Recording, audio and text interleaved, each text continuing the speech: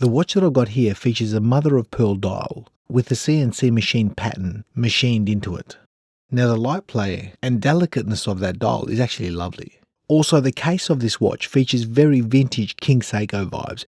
Now this is the second watch that I've reviewed from this brand, and I really liked their first watch, albeit it did fall short in the area of wearability because the case shape, even though it was good looking, wasn't really practical. And I think what they've done here is made some really good improvements while still offering that vintage feel. Now after wearing this watch for a week, the experience has been one of comfort and a very pretty dial combined with practicality. But in saying that, I also found a few areas in which this watch could offer some room for improvement, and I'll share that with you. Now Monbrey has sponsored this video, so I will of course leave a link in the description section. If this watch or any of their watches interest you, feel free to check them out. Now diving straight into the specs of the watch, I measure a case diameter of 37.5 and a case height of 12.1. That lug to lug is 45.2 and a lug width of 20. The crown is a 6.3mm signed screw down crown. The watch offers 100 meters of water resistance, and the total weight on the bracelet sized to my 18cm wrist, I measure exactly 124 grams. Now I mentioned that the experience has been one of comfort and wearability, and it has. It's very practical. It's an easy wear. As you can see, that lug to lug in combination with that height, it really works well. In fact, the crystal itself takes about 2 to 3 mil, so the watch itself actually wears pretty slender. And the comfort on the bracelet with that taper has also been a delight. And looking at the bracelet, as you can see, it falls straight down. You've got some very good articulation. It features pin and collar, a very nice slim toolless clasp, and in its wearability, I've had zero complaints.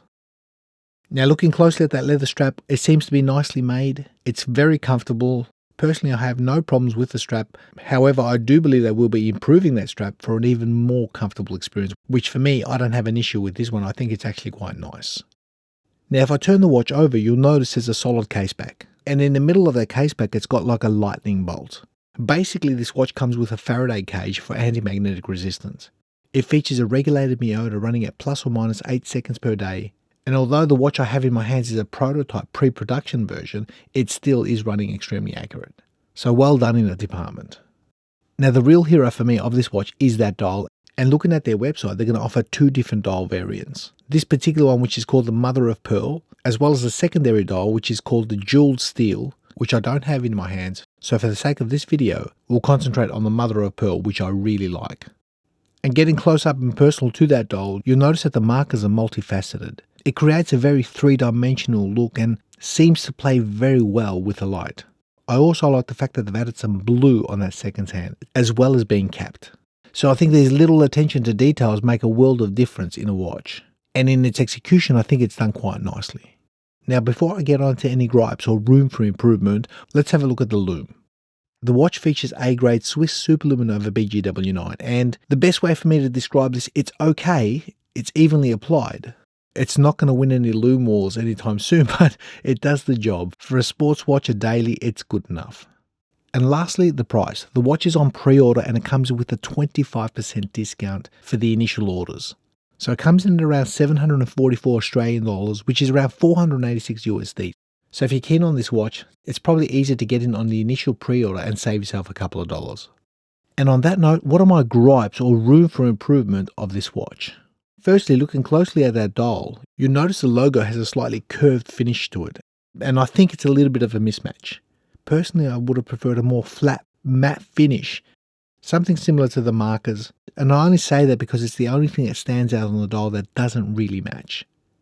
Now being a prototype, hopefully Monbrey listened to the video and they do actually change that logo because I think it will really set this watch off. Next room for improvement is that end link. I think it could have been designed a little bit different. Maybe slightly flatter, maybe the emission of those 2 lines, I'm not sure, but again, it seems to be a little bit of a mismatch in the watch's overall look.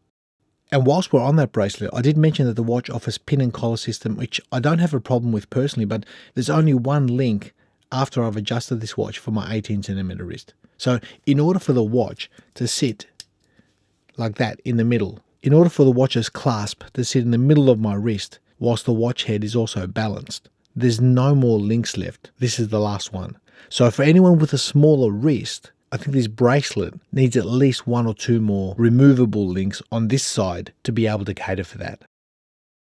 And that's pretty much it, guys, because the watch has been a pleasure. It has been comfortable on the wrist. And that mother of pearl dial has been so subtle in the nuances of color that it produces in different light. I think it's something to be enjoyed. So that's my take on the Monbrey MB2 series. I think it's a more practical watch than the original MB1, albeit I really do like the MB1 still, but it does really cater for bigger wrists. What they've done with the treatment on these dials, I'm really impressed. I think it just adds a depth and dynamic to the watch. And if they can attend to some of those small nuances in the gripe section I mentioned, I think this watch is going to be a real standout, especially at that price point. So thanks again for watching, guys. Enjoy the watch that's currently on your wrist. Continue to enjoy this hobby, and we'll see you in the next one.